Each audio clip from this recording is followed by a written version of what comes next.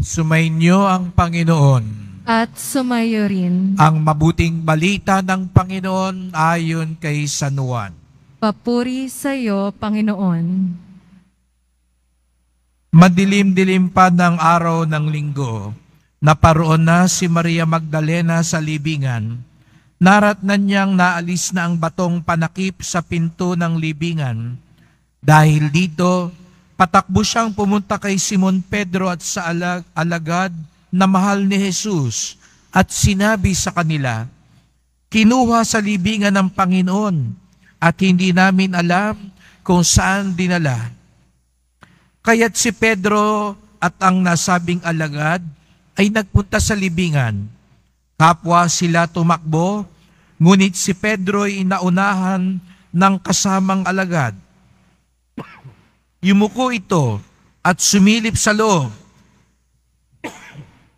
Nakita niyang nakalagay ang mga kayong lino, ngunit hindi siya pumasok. Kasunod niyan dumating si Simon Pedro at tuloy-tuloy itong pumasok sa libingan. Nakita niya ang mga kayong lino at ang panyong ibinalot sa ulo. Hindi ito kasama ng mga kayong lino, kundi hiwalay na nakatiklop sa isang tabi. Pumasok din ang alagad na naunang dumating. Nakita niya ito at siya'y naniwala. Hindi pa nila nauunawaan ang nasasaad sa kasulatan na kailangang muling mabuhay si Jesus.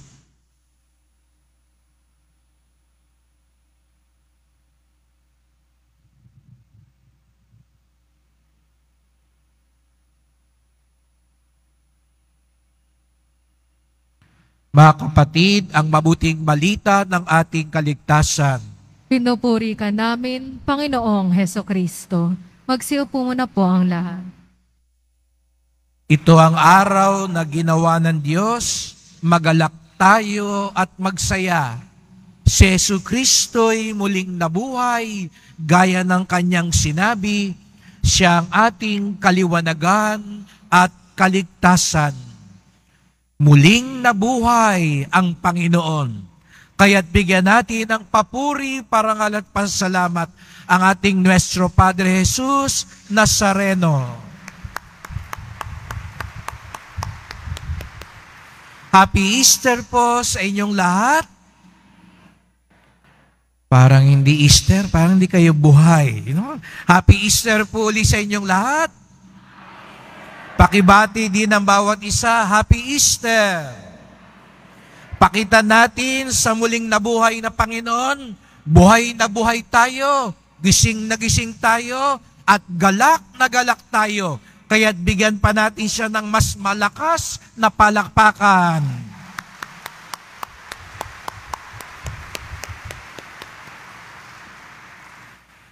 Meron daw isang bata, si Denver, ay naglalaro sa may sala at maaga pa noon ay napansin niya, umuwi agad ang kanyang tatay. Nakasimangot, seryoso ang muka, nakahawak sa tiyan. At bagamat binati niya, hindi siya pinansin ng tatay niya. Dali-daling pumasok sa silid. Nabahala si Denver. Sabi niya, anong nangyari kay tatay?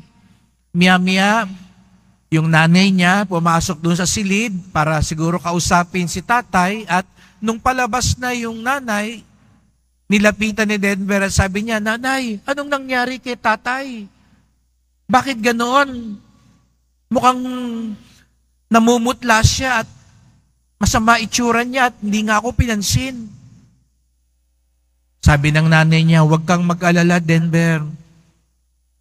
Masakit lang ang tiyan ng tatay mo." "Ah, ganun po ba? Bakit po? Naku, kawawa naman si tatay." Sabi ng nanay niya, "Huwag kang mag-alala. Wala lang laman ng tiyan ng tatay mo. Magluluto na ako. Pag nagkalaman na ang tiyan niya, wala nang sakit. Kaya huwag ka nang mag-alala." Kaya sabi ni Denver, "Ganun po ba, nanay?" "Oo, wala lang laman ng tiyan niya. Pag nagkalaman na yon, okay na." Napayapa na si Denver at naglaro na uli.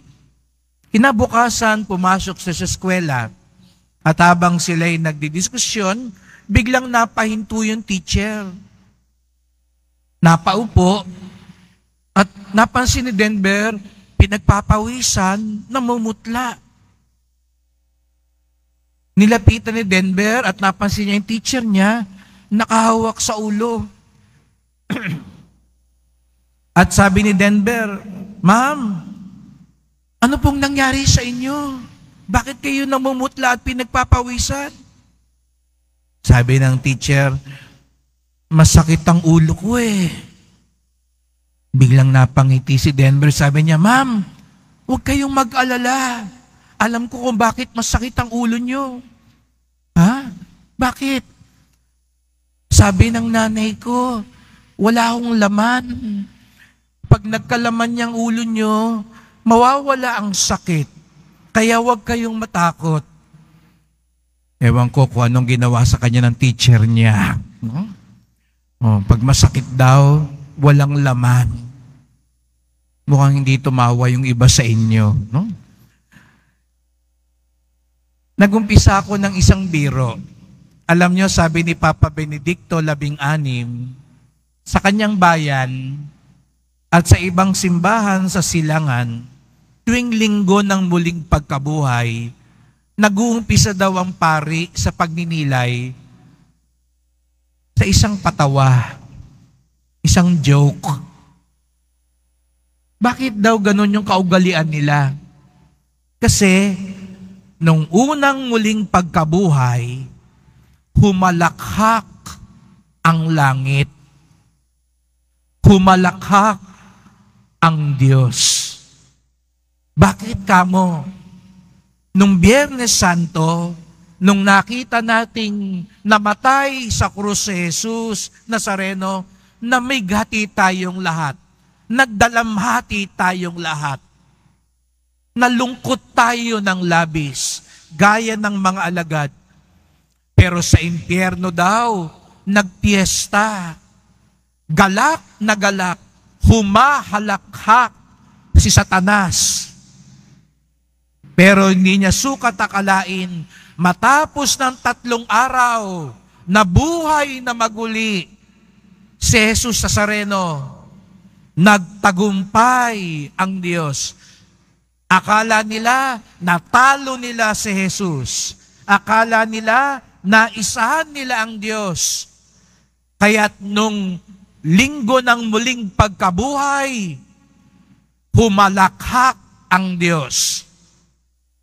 Ang impyerno naman ang namighati. Si Satanas naman ang nalungkot. Kaya sa linggo ng muling pagkabuhay, para bagang sinasabi ng Diyos, akin ang huling halakhak. Kaya nga ngayong linggo ng muling pagkabuhay, nagagalak tayo, nagsasaya tayo. Ang mga kampo ni Satanas, sila yung mga mukha ng Biyernes Santo. Tingnan mo nga yung katabi mo. Mukha pa bang Biyernes Santo yan? Sabihin mo sa kanya, linggo na. No? Hindi na Biyernes. Tandaan nyo, ang mukhang Biyernes Santo lang ngayon. Yun yung mga nasa baba. Yun yung mga kalaban ni Jesus na hindi na humahalakhak. Siguro nga mga kapatid, pinagmamasdan ko kayo kanina, yung iba siguro, naintindihan naman yung patawa pero hindi pa rin makuhang tumawa. At naiintindihan ko yun. Marami sa atin, kahit minsan gusto mong tumawa o ngumiti, hindi mo kaya dahil may problema ka. Hindi mo nga yung katabi mo, mukha bang problemado, no? Yung iba sa atin, hindi makuhang sumaya, kahit ang saya-saya na ng lahat. Dahil siguro nga, may pinagdaraanan ka. Kanina pa tayo, aleluya ng aleluya. Matapos ng 40 araw, pero iba sa atin, hindi pa rin maipinta ang muka. hindi makuhang magalak, hindi makuhang mabuhayan ng pag-asa. At huwag kayong mag-alala, sapagkat ganyan din ang mga apostol. Tayo nga, ang dali nating magsaya sa linggo ng muling pagkabuhay. Pero alam nyo ba, yung unang barkada ni Jesus sa Nazareno, yung mga una niyang kaibigan, hindi nila ganun kadaling na ipagdiwang ang muling pagkabuhay. Sa katunayan nga, hindi sila agad naniwala. Hirap silang maniwala. Naiisip ko na lang, na-imagine ko na lang, nung bumalik si Maria Magdalena, sinabi sa mga alagad, wala na yung bato. Wala nang laman ng libingan. Nakausap ko't nakita ang Panginoon. Siguro sinasabi ng ibang alagad, Uy, Maria Magdalena ha, masamang biro yan. Hindi magandang biro yan ha. Nakita natin siyang namatay. Inilibing pa nga natin siya. Ngayon, sasabihin mo, nabuhay siya. Hirap silang makapaniwala.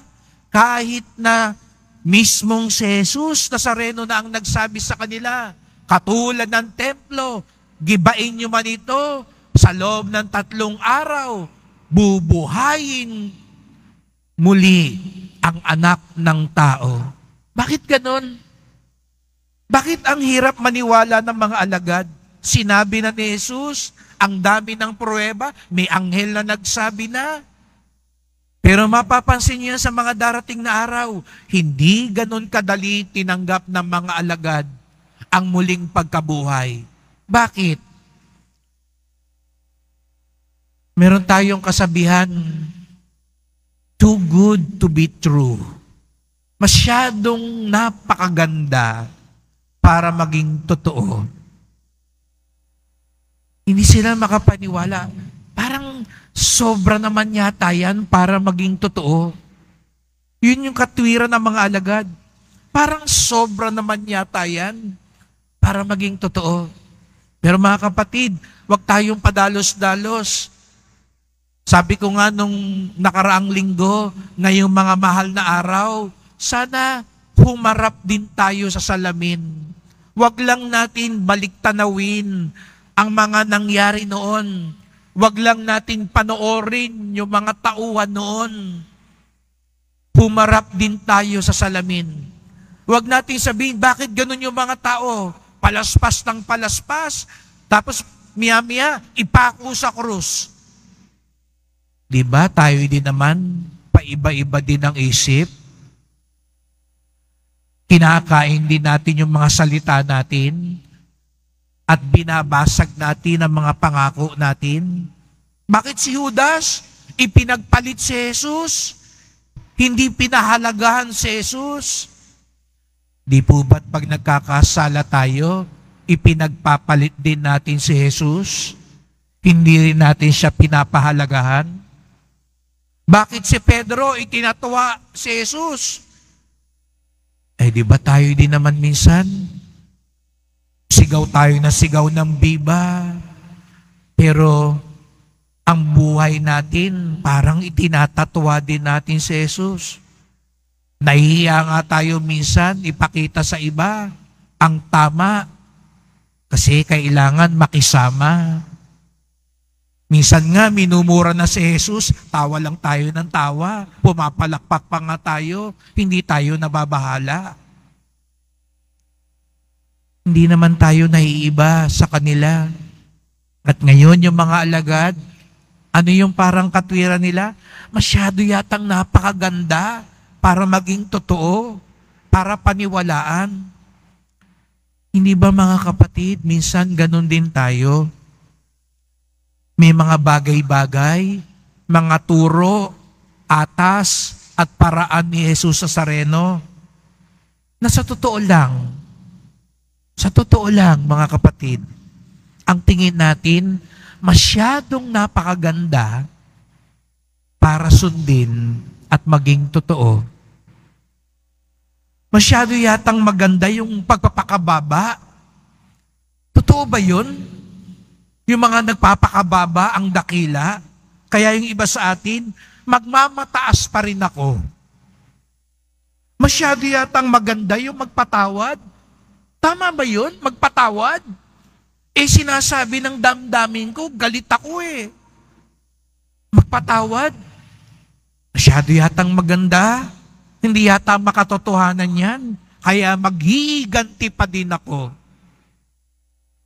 Masyadong maganda yung magbigay ang tunay na yumayaman sa mata ng Diyos. Magbigay? Hindi. Parang hindi practical yun. Kaya kakamkaming ko na lang, kakabigin ko na lang lahat. Masyado yatang maganda yun nagsasabi ng totoo. Hindi kasi sikat. Konti lang kakampi sa'yo. Kaya sa kasinungalingan na lang at magpapalusot na lang ako. Mga kapatid, sa pagharap natin sa salamin, wala rin tayong pinagkaiba sa mga alagad na hirap makapaniwala na buhay at matagumpay si Jesus. Doon na lang tayo sa mas praktikal, mas nakikita, mas may resulta agad, kung saan masisikat lahat. Yung mas gusto ng mundo. Kasi yung parang tinuturo ni Jesus, masyado yatang napakaganda. Totoo kaya yun? Totoo kaya yun? Kaya sa pamumuhay natin, mas pinipili natin yung batak ng mundo. Totoo kaya yun? Yung nagpapaubaya ang pagpapalain? Hindi yata. Kaya mas pinipili natin yung ako ang mas nasa taas. Nakiusap na nga ako nung prosesyon. Sabi ko, ipakita natin si Jesus. Mas dakila ang nagpapaubaya.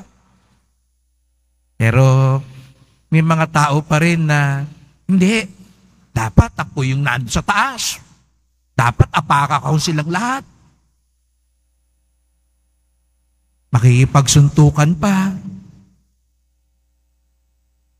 Masyado kasing maganda yung masyadong maamo eh. Parang hindi makatotohanan. Parang hindi naman yun ang dapat sundin siguro. Yung maging tahimik, maging maamo. Too good to be true. Huwag ganon.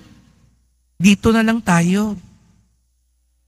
Pero tandaan natin mga kapatid,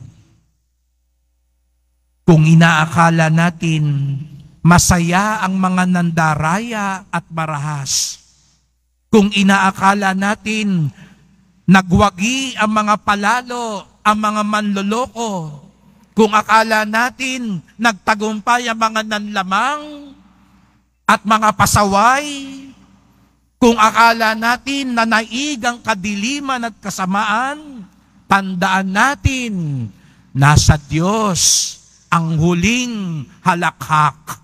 Hindi pa tapos ang lahat. At ang mabuting balita nito mga kapatid, dahil muling nabuhay si Jesus Nazareno, atin din ang huling halakhak. Kung hahayaan natin ang buhay ni Jesus, ang maging buhay din natin. Atin din ang huling halakhak kung susundin natin ang landas ni Jesus Nazareno. Yakapin ang krus, magsakripisyo, masyado yatang napakaganda nun para maging totoo. Pero mga kapatid, ito lang ang landas ng muling pagkabuhay. Ito lang ang landas ni Jesus Nazareno. Ito lang ang landas ng tunay na deboto at alagad ni Jesus Nazareno. Hindi ito makukuha kung sino ang siga, kung sino ang masusunod, kung sino ang nakalamang. Ito'y masusukat kung sino ang nagpakumbaba, sino ang sumunod, sino ang naglingkod. Kaya't sasariwain natin miya-miya ang mga pangako sa binyag. Sapagkat nung tayo'y binyagan, tinanggap natin ang buhay na pinagtagumpayan ni Jesus Nazareno. Tayo ngayon, tagapagmana na rin ng langit. Kaya pwede tayong humalakhak. Pwede tayong magalak.